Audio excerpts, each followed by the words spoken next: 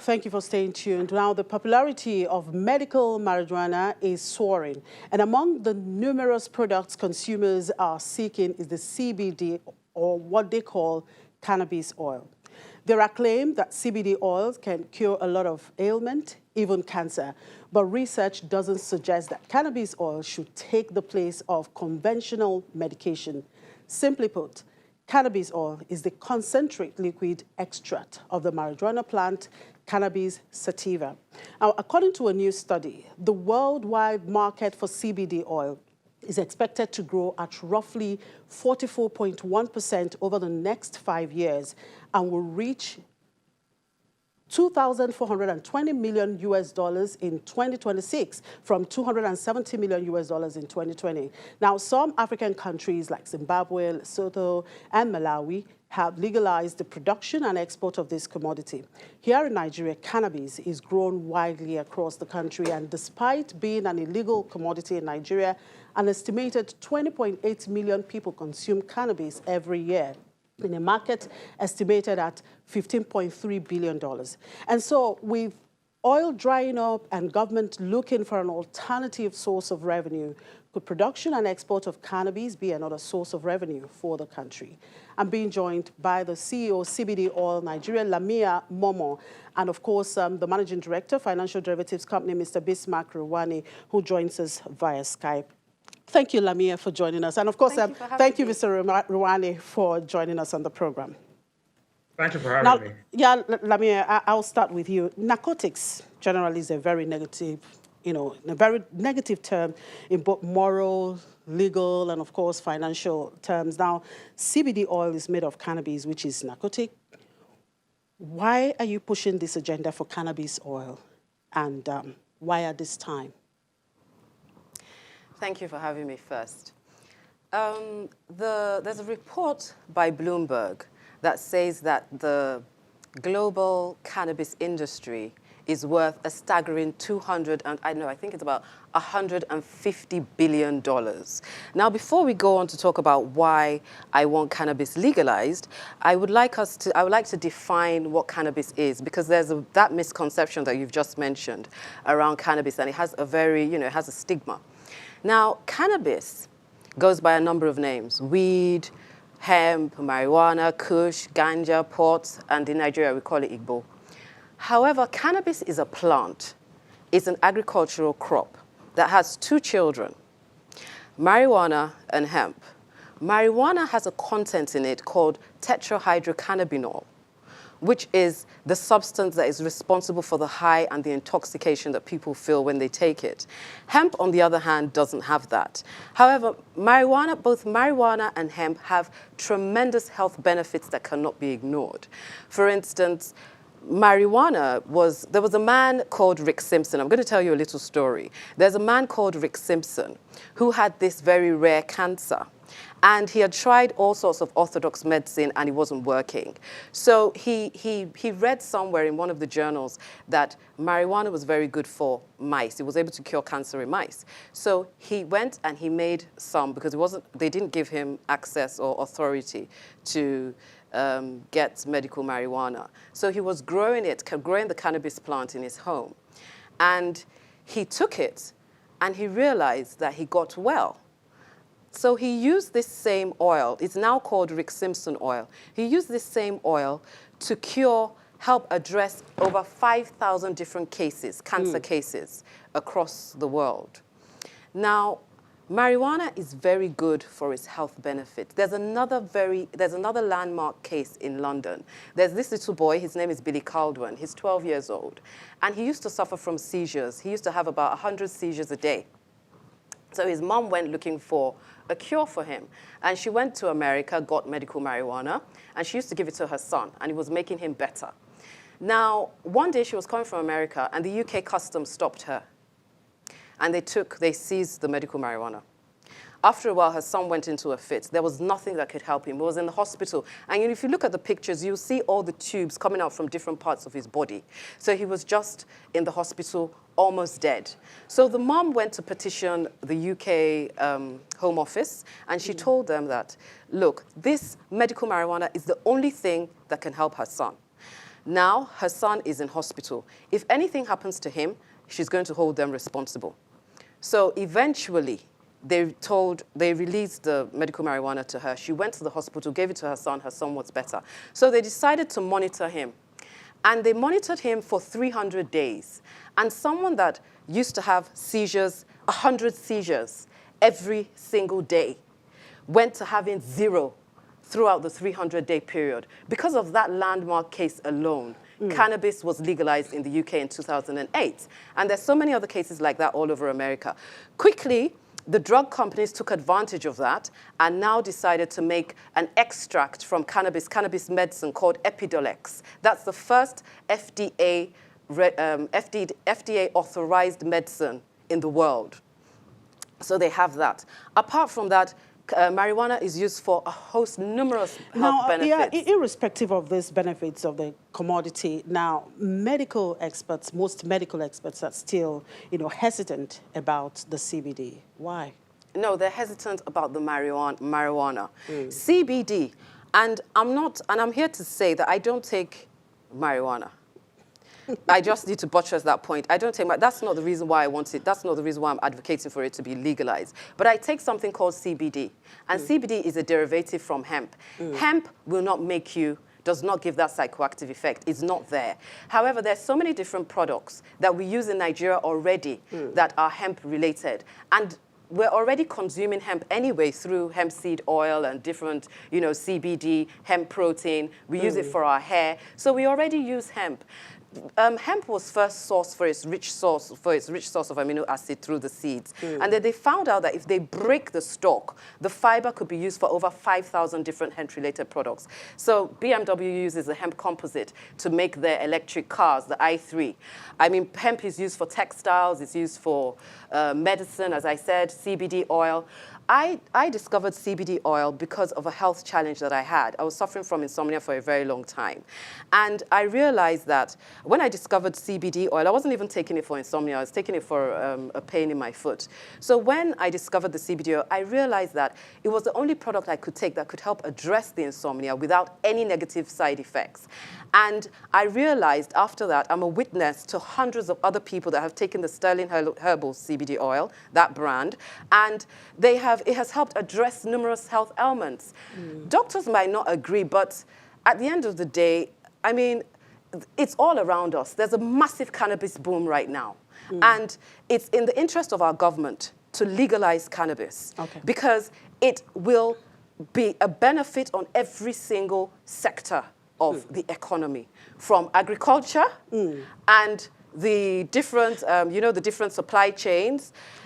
Right. At this point, I would want to bring in Mr. Rewane to buttress or perhaps talk more about what you've just said. Mr. Rewane, I'm sure you heard Lami'ah. Well, the CBD oil is gotten from cannabis, and here in Nigeria, this is mainly grown in the South region. Now, how much of cannabis does Nigeria grow, and considering its medical potentials, what potential does the industry have to end the country foreign exchange, particularly now we are seriously talking about diversifying the economy? And of course, Lami'ah here is advocating for legalization of this product. Thank you. Good morning, Chimeze. I listened to Lami'ah, and I think she's quite eloquent and convincing in her arguments. But the reality is that the pressure to legalize marijuana has been driven in the past by people like Peter Tosh, and the stigma of marijuana, as you can see from the slides, highlighted by the movie Scarface and The Godfather. So at times there's a correlation between the narcotic effect, the addictiveness, and the fact that it's prohibited, which creates a premium. And this thing also, it leads to, it's not violence-free. So you can see people like Noriega and in Ecuador, Peru, Colombia, Pablo Escobar, and all that. So that is the truth. However, there's also the fact that necessity is the mother of invention. The legalized marijuana market, the legal marijuana market, is small compared to the total marijuana market. So it is true that the illegal marijuana market, which is sold for leisure and other undesirable consequences, is quite bigger than that one. But the legal marijuana market, which is used for medical, for pain management, and for mental disorders, and that is where I think legalizing in Nigeria will help in terms of diversifying our exports. The total market size is estimated to get to about $73 billion in the year 2027. The structure of the market is oligopolistic. There are few suppliers and many buyers. And it is used for legitimate and legal reasons. And when you take that, if we get 10% of that or 20% of that market, we'll be talking about almost $14 billion if we can get 20% of that market. Don't forget, right now, we are the fourth largest producer of cocoa. And if you look at our profile of our exports and receipts, oil is bringing in about 25.5, maybe because the price of oil has gone up. It's gone up to about $30 billion this year. Diaspora remittances is giving us about $23 billion. And that is going to reduce because some of our people are going to be laid off in the high unemployment. Then after that comes LNG and cocoa. So if you have legalized marijuana coming in at 20% of that, and we get about $14 billion, then it will actually help diversify, one, our revenue base, and two, it will also create jobs. But how do you manage it in such a way that the unintended consequences, the addictiveness and the other things that I talked about, that when you're producing it, some of your people in this country do not start to consume it for the wrong reasons? Do we have the law enforcement? Do we have the infrastructure, institutional infrastructure, to manage it so that it doesn't get out of hand? And so I think that is one point. The second point is that if you look at the history of prohibition in the world, the key areas of prohibition in the past, in the 20s, 30s, whiskey prohibition under Tammany Hall and all of that, produced the likes of Al Capone, Charlie Lucky Luciano in New York, Al Capone in Chicago, where there was a lot of violence. Then the gambling prohibition until it was legalized in Nevada, Then you have the narcotics itself, which is part of the mafia and the Cosa Nostra secret and all that. So you had whiskey prohibition, gambling prohibition, narcotics prohibition, prostitution prohibition, and loan sharking. Every time you prohibit something, you increase the premium because people become desperate. These products are usually inelastic. People want it, and they want it badly. They will do anything to get it fixed. So how do you manage this?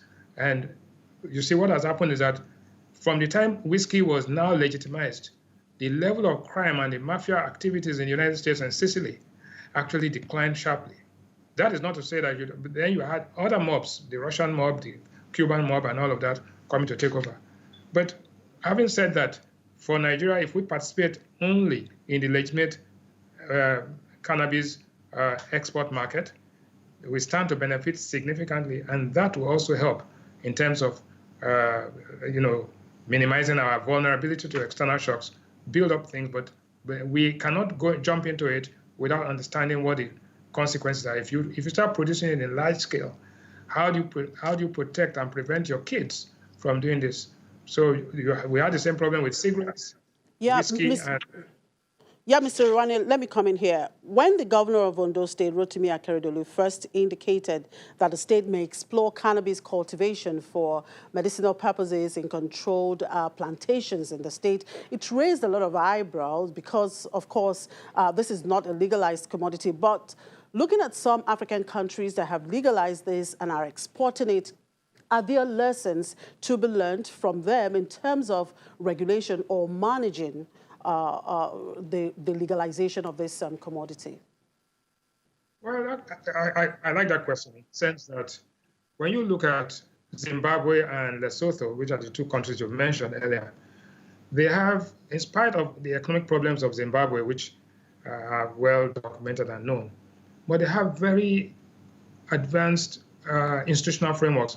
The ZANU-PF it was a liberation movement turned political party under the iron fist of the late president, Mugabe. And so you find that, does Nigeria have the network and the political and the, enforcement capacity to actually ensure that this thing is produced mainly for exports, is produced and kept legitimately so that and prevent addiction? But the other argument, on the other hand, is that, look, people are already consuming this thing. This thing is you can get it for 1K or 500 naira for a joint out there. So are we, in trying to enforce the prohibition of narcotics in Nigeria, is it working? Or is it not already a problem? Can't we just take the good with the bad? Since we already have the bad, can we now legitimize it, structure it, and use part of the revenues we earn from it to actually build the infrastructure for enforcement to maintain this? I think, quite frankly, it's something that we cannot afford to ignore at this time. It's an imperative. It's an economic and also a medical imperative for Nigeria at this time. All right, Lami'ah, we've heard from Mr. Rewane, but I'm more interested on the medical aspect of this. Now, the world is scrambling for a cure for COVID-19. Perhaps, would CBD oil be an option to look at? I make no medical claims, but we stand on testimonials of people that have come back and given, are testified to taking CBD oil and what it does. I will not sit down here and tell you that it is a cure for COVID-19, but I do know that some studies are being carried out in Israel right now to find out if cannabis oil will be a cure for COVID-19. So there are people that are trying to research into that. There's a lot of research going into that right now. So I don't know. I don't want to say things that I'm not sure about. So I don't know if it will cure COVID-19, but I know that it boosts the immune system. So in that aspect, it boosts the immune system, yes. But is it a cure with that in inverted commas? I don't know at this point. Yeah. All right, Mr. Rewane, looking at the market share of this commodity or this product, what do you think would be the outlook eventually? I would say that at this time, because of what's happening, the economy is challenged at this time. Any form of exports, any form of commercialization of an export that can be, will help us, because right now we're having a balance of trade deficit of about almost estimated at about $3 to $5 billion, and it's expected to grow much faster. So we need to do that. So if we, like I said, if we get 10–20% of the market share of this, and we cultivate it commercially and bring in partners and everything, then it's likely that we could grow, and it could boost growth, it could boost employment, and as long as we manage the side effects of not having it distracting our kids, becoming addicted, and increasing domestic crime, because this product, because of its intoxicant effect, intoxication effect, could actually lead to violence, domestic violence and other things. I think this can be managed. So in Jamaica, they had a lot of problems. Some claim it has induced and helped build their music industry. One is not too sure whether it's cause and effect, or it's whether the Jamaican music actually originated from their slave heritage and all of that. But this also enhanced it because they use it to actually calm themselves down. But again, I don't want to go into the argument of whether to legitimize cannabis or marijuana or not, but I'm saying that the legal marijuana market has to be monitored. We've had some countries like Afghanistan where the level of violence in Afghanistan, everything rotates around opium and the poppy flower. We've seen that in Pakistan, the Taliban. And so, Chimizi, I think the issue is that if we can manage all out, then it's something that we should look at. It could actually improve our exports as much as 15 to 20%. All right, thank you, Mr. Rewane. Now, Lami'ah, a quick one before I let you go. Is there something else consumers should know about consuming the CBD oil? Because, I mean, some of the claims here are not substantiated by any research or something. Well, the World Health Organization said that CBD oil does not give any negative side effects. And they did mention a few ailments that it can help with, potentially. They know it helps with cancer, and then it can help with some other things, potentially. But I'd also like to buttress on the fact of what Mr. Rewane said in relation to legalizing cannabis will help the economy of Nigeria, because First and foremost, it will help the agricultural economy. Every segment of the supply chain, from seed to sell, will open up doors for opportunities. It will also open up doors for investors to come in, because they say we have the best strains in Nigeria. So it will open up doors for them to come in and invest, bring in their money and their expertise, training our people on cannabis, how to extract it and the processing and all of that, which we don't know. It could also be the catalyst to revitalize the rural communities that are economically marginalized. Okay. All right. Thank you. Thank you, Lami'ah. Well, let's just hope the government may perhaps begin to consider that. Thank you, Lami'ah Momo, the CEO, CBD Oil Nigeria, and of course, Mr. Bismarck Rewane, the Managing Director and Chief Executive Officer of Financial Derivatives Company. We'll take a break, and when we come back, we look at the markets and, of course, an opening call to London. To stay with us.